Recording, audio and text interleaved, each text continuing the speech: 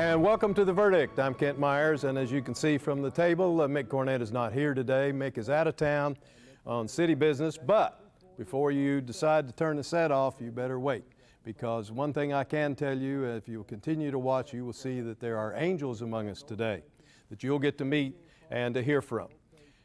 In Oklahoma County, we always have a need for good foster homes, for foster parents to take care of children that are in need of a good place to be and a good place to be nurtured and a good place to live.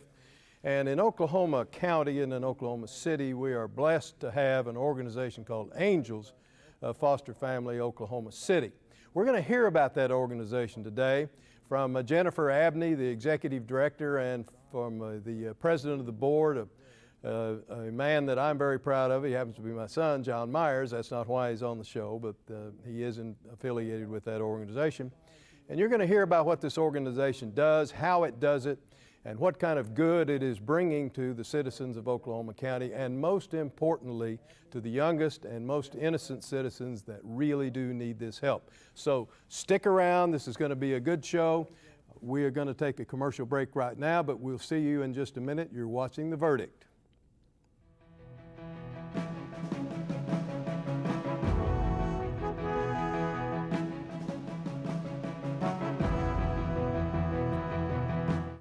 America has been here before, faced with daunting challenges, and we've always found the courage to lead. Foreign oil, greenhouse gases, we have the power to do something about them with American natural gas. Chesapeake is forging ahead, converting our fleets to clean-burning natural gas vehicles, encouraging others to do the same. Welcome to America. Chesapeake, America's champion of natural gas.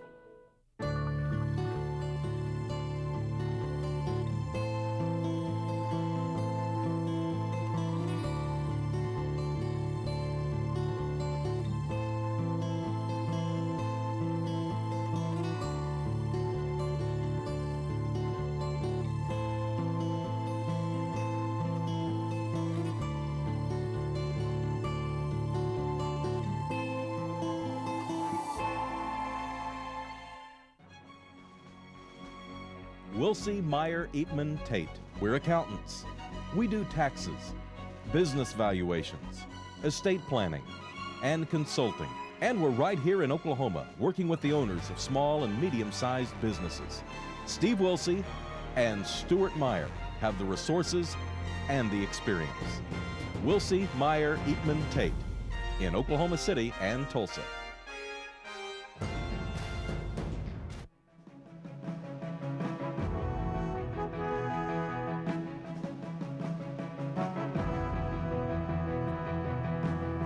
And welcome back to The Verdict. Kent Meyers flying solo today while Mick Cornett takes care of Oklahoma City business outside the state.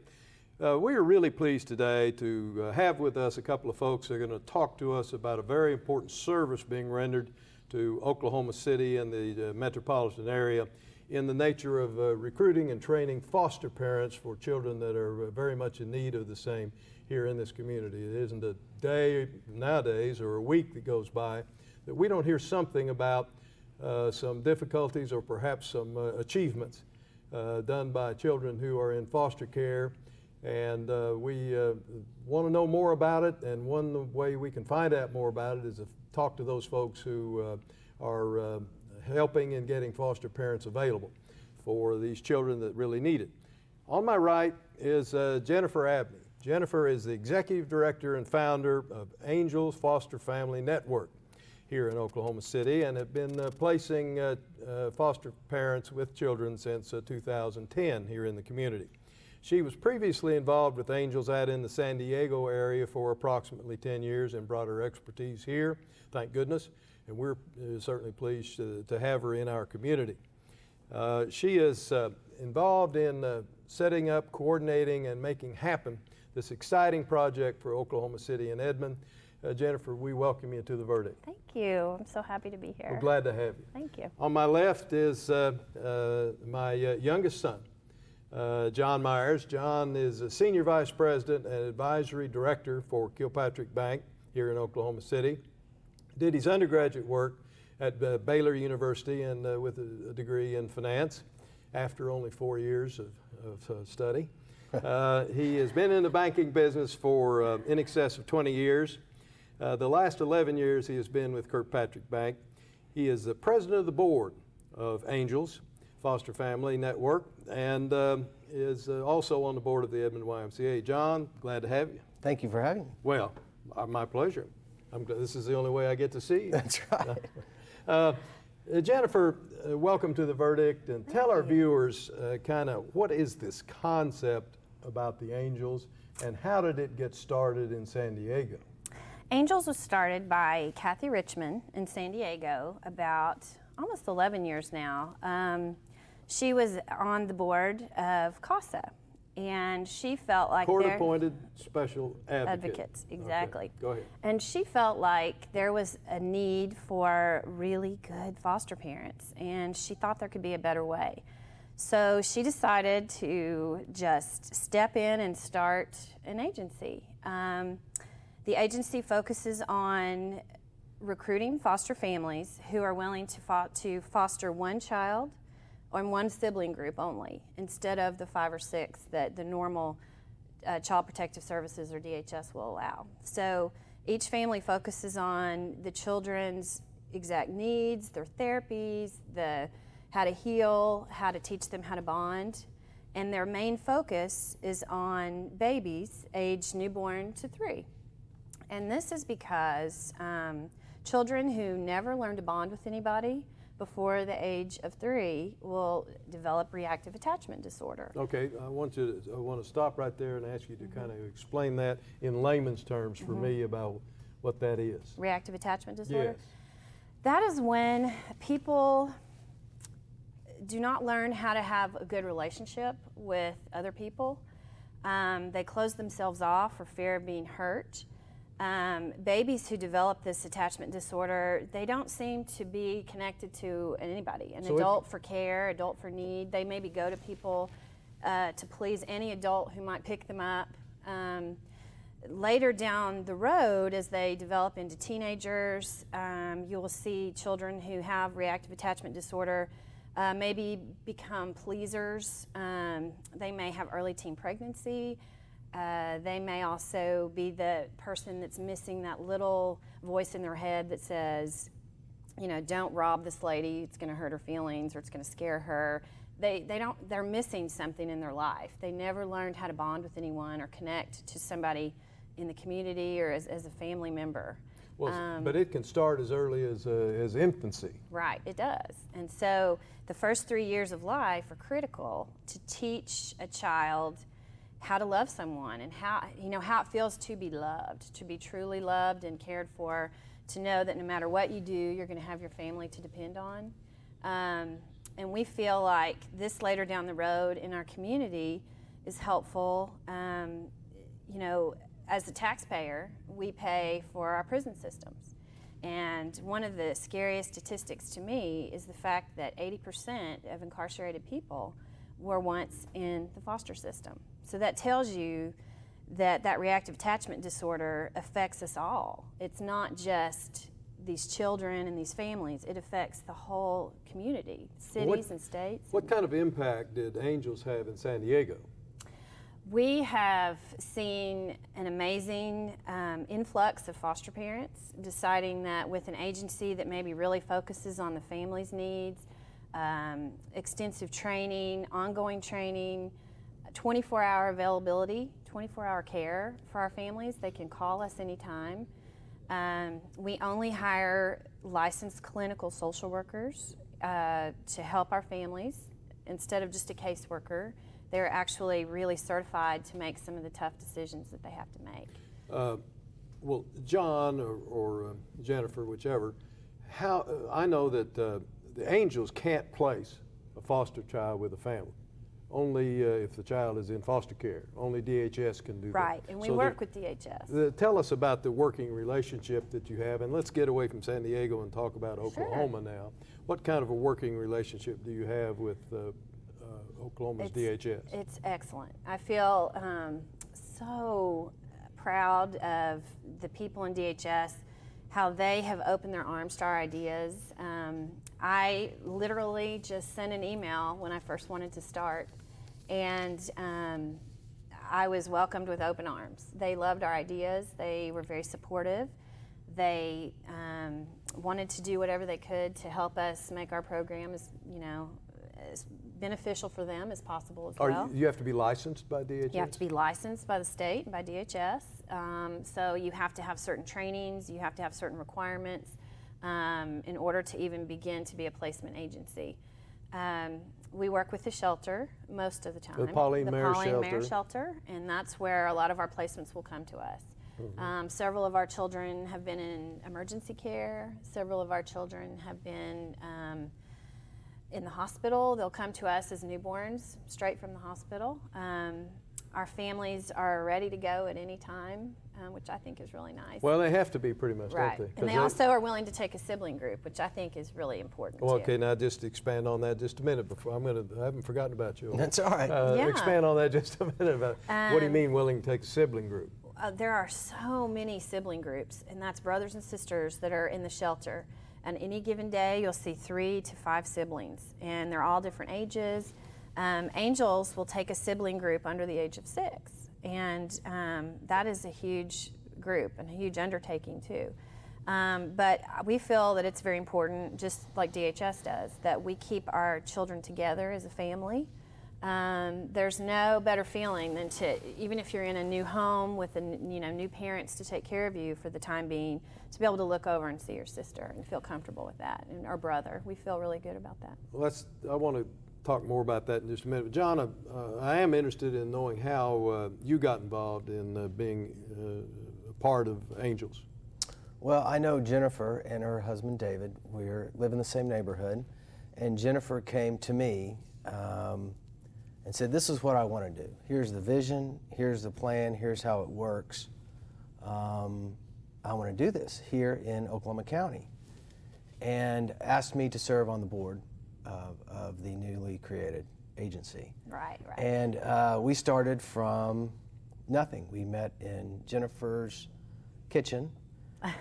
Basically, yes. Had a few friends that we ensnared into our group to serve on the board, and started. And really, it's been Jennifer's driving force and her desire to see change, positive change in Oklahoma County, that has been the catalyst for this whole organization. So I serve as president of the board, and I feel that my responsibility is to give Jennifer the tools that she needs in order to be successful. Well, what kind of organization is it? A 501c3 organization? It is.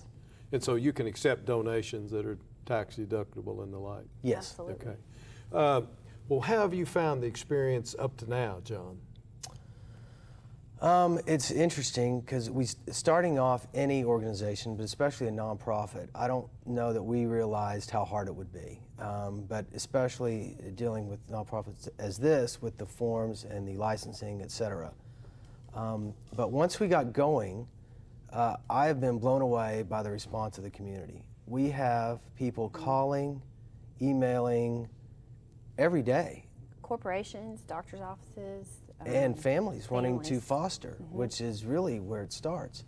And we were worried initially that we wouldn't have the family response to foster. But Now, without foster families, you don't have anything to do. we have nothing. Right. So, but I think by showing that there's a way to, first of all, screen prospective families, subsequently train them, and then provide them with ongoing support, that people are willing to do it if you can give them that. Let's hold that thought because we've got to get to a break, and then we'll come back and pick this up further. We're visiting with Jennifer Abney and John Meyers. They're both involved with Angels Foster Family Network here in Oklahoma City. You're watching The Verdict. We'll be right back.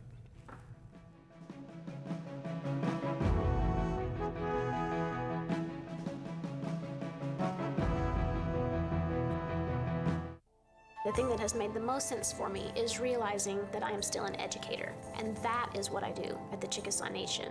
I'm Dr. Amanda Cobb-Greetham. I'm a historian, and I'm Chickasaw. The Chickasaw Cultural Center is amazing. It is a very, very special place devoted to the sharing and to the celebration of Chickasaw history and culture. State-of-the-art technology, exhibits that are not like anything I've ever seen. The Spirit Forest is incredible, and you feel as if you have actually just walked into a forest with huge trees all around you. It's timeless, and yet it's sort of also representative of our time depth, to really just sort of reach through time and touch the past. By the end of the exhibits, you really have a sense of Chickasaw cultural and political resurgence, and the extent to which we are a healthy, dynamic, and vital tribe today. Chickasaws have always been an inclusive people. This is something for the whole community and for the state of Oklahoma. Every time our country imports energy, we're saying we've lost confidence in our own. But Oklahomans know, under the land of the free lies the energy to be brave. Advanced technology has led to vast discoveries of oil and natural gas that have doubled America's supply estimates. Using one well to do the work of 10 in half the time, we're proving that America's best answers will always come from inside our borders. Oklahoma's oil and natural gas industry, advancing our state, empowering our nation. When you have something important to communicate, it becomes clear that there's a lot of competition for your audience's attention.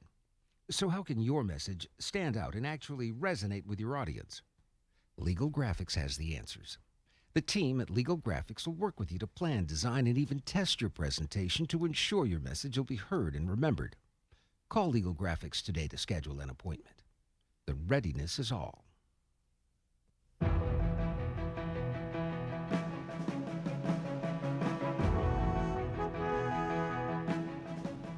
Welcome back to The Verdict. Kent Meyers. I'll say one more time, the last time I'll say it on this show. Mick's not here today, but we'll be back in a couple of weeks. He's out of town on city business. Today we have angels among us. We're talking about an organization, Angels Foster Family Network of Oklahoma City, or Oklahoma, that is a private organization, a charitable organization involved in recruiting and training foster parents for the smallest and most innocent victims of very difficult circumstances here in Oklahoma, our children that are in the foster care system.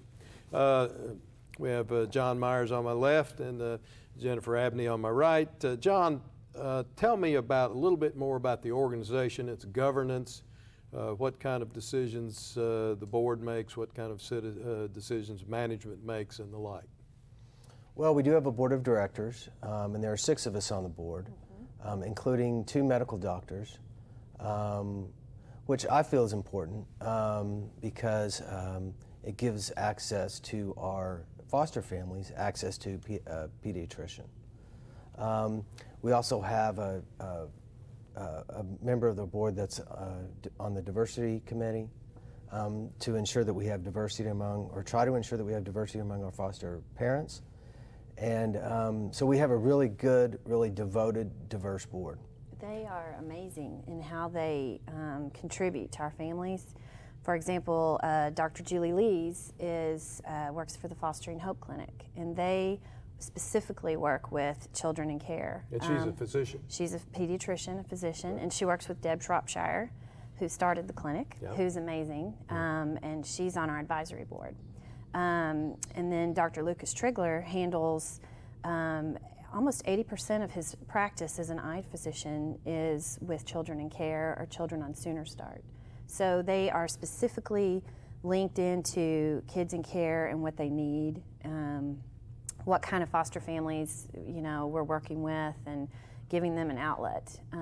We have a family attorney who's on the board. We also have like you said, Tracy Jackson, who has ICelebrateDiversity.com, and she comes in and does trainings with our families and works with them on how to have a diverse family, the right terminologies to use for children, things like that. So it's really amazing. Well, I wish you'd carry that thought just a little farther for our viewers.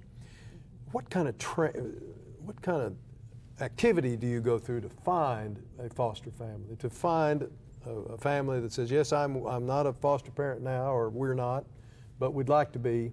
How do you get them? Well, we have orientations that we hold once a month, but most people find us through a project through Faith Links, through DHS, and it's the 111 project that was created this year. They find us through their church, through their community, and they'll call us, come to our orientation just to check us out and see what we're all about. I do a lot of one-on-one interviews. What happens at the orientation? I show them our video. I tell them the process from start to finish, how, what they're going to need to do through their training, the paperwork they're going to have to fill out. We talk about the children in care, our experiences that we've had, some of our experiences with our families, and we let them ask us questions because this is something that is going to be life-changing for them. It's going to change their daily routine. It's going to change the way that they maybe speak to their own children. It's amazing what our training can do to create great parents. And so they just are curious about the whole process. Well then, John or Jennifer, either one, tell us about the training that they go through. How lengthy is it? Do they have to take tests? How do you know they're taking in what you're offering? Well, one thing that I feel very proud that we do is we do MMPI testing, and that is the Minnesota Multi-Phasic Personality Inventory Test. I'm glad you didn't ask me what I that know. was. So anyway, it is a test that tests our family's personalities. We're the only agency that does this. DHS is very interested in our system, and they're kind of watching us, but it tests the type of personality our families have so that we can thoughtfully place This is before children they with them. receive children. Right. It's Okay. just to make sure, And to before ensure. they receive training. Before they Oh. receive training, they go through this test. And it tells us whether they're prepared to be foster parents, whether it's a good time in their life. It can pick up tension, depression. It can pick up all kinds of things because these kids in care have come from a very abusive situation. They may be neglected. And we do not want a parent who is stressed out to maybe have a child who is addicted to drugs at birth because that child's going to be maybe crying all night, and that's stressful in itself for any parent, even on the most, patient of days. So you want a parent that's going to fit well with that particular child. Well, you don't want a foster parent, I take it, or a foster family to initially be drawn to the program thinking this would be a wonderful extracurricular activity to We want them to be engage in. devoted. Right. Devoted and stick with it. Right, and Good long times term, and these kids in their first year in placement or in care, overall, are in 4 to 5 homes their first year, and that is devastating to us. So we focus on our families being a long-term placement. If the parents, cannot work their program and cannot do it right, we hope that our families, and that's our goal, would be to adopt these children, give them a long-term home forever, a forever home, if they cannot go back to their families. But I presume that your primary emphasis would be to get them back to their natural family, if it can. That is always the best place to be, But is if it with your can't, birth parents. then you want them to be available as Exactly. and hopefully eager adoptive parents. Right. And our families go through PRIDE training, which is standard parent training through DHS or through Angels. We're trained through the state to be trainers to teach this course. It's a 27-hour course. There are 9 sessions What do they that these learn? families go through. They learn safe discipline. They learn how the court system works. They learn, we teach infant massage, so they learn how to bond. We teach diversity in our training. We also have a panel of kids in care that are older sometimes that can come in, and they'll talk to our families about their experiences and let them really know what it's really like to be a child in the foster system. It goes through everything from discipline to grief and loss for the child. They come into our system in grief and Sure. loss. They've lost everything they own. And so our parents, sometimes when you say it's a grief and loss session, they're like, oh, because they may go back and we'll be in, depression about that. And I'm like, no, it's all about the child. It is all about the child. So. Well, let me change gears here just a minute. John, the Kirkpatrick family in this community has long been known for doing good things for the community. Kirkpatrick Bank is certainly carrying on that name. What does the bank do to assist Angels? Well, we assist Angels in providing an office, number one. Beautiful office. A beautiful office there right next to our bank at 15th and Broadway in Edmond. And we also contribute financially. And the management, I guess, of the bank is committed to the concept of the Angels. Committed to the concept, as well as our employees They volunteer. who volunteer. We've had employees sorting clothes and toys and volunteering at our new program in the volunteering shelter. in a new program. So we're very committed to the cause. 15 seconds left. Tell us what our viewers can do to help you. If anyone is interested in fostering a child, we would love for them to contact us. We'll be giving your website on the next segment. Okay. But they can volunteer. They can volunteer. They can contribute money. Work with the shelter and help us when there's Project Lullaby with the shelter where you get to go rock the babies. There's also a mentor program where you get to work with the elementary school kids and the high school children through Angels. And we have volunteer opportunities at our office to help us sort, to help us answer the phones, to help us get ready for training. Well, we have a lot of things. Excuse me for interrupting. We're out of time. Okay. And I appreciate you filling that time up for us. You've been visiting with Jennifer Abney and John Meyers talking about Angels, foster family program of Oklahoma City. We'll be back in just a minute. I'll give you some more information.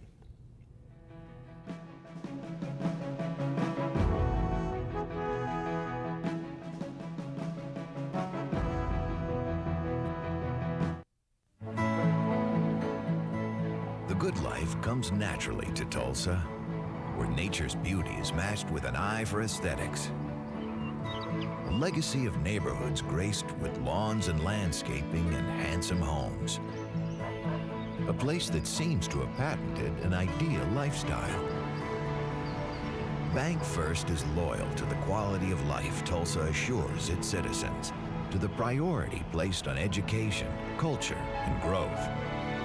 Loyal to builders who transform raw land into residential charm. Developers who see opportunity and add vitality to Tulsa's economy. Bank First serves both enterprise and private lives that need a loyal partner. It's how we help nurture this city's very good life. Bank First. Loyal to Oklahoma. Loyal to you. All children deserve a life of hope and love, but sometimes they experience a life of pain, neglect, and abuse. When that happens, each child deserves all the quality assistance and representation that can be offered in our legal system. For more information, call 23-CHILD. Oklahoma Lawyers for Children, helping to bring hope and love back to the lives of abused children. The Journal-Record is pleased to be a sponsor of The Verdict. The Journal-Record, since 1903, the best source of Oklahoma business news and legal information. And for almost 30 years, Oklahoma political, government, and business leaders have turned to the McCarville Report for accurate, reliable, inside information. Visit the McCarville Report online.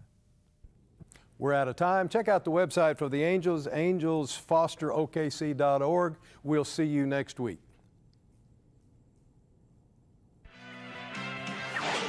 The preceding program was produced exclusively for the Cox Channel.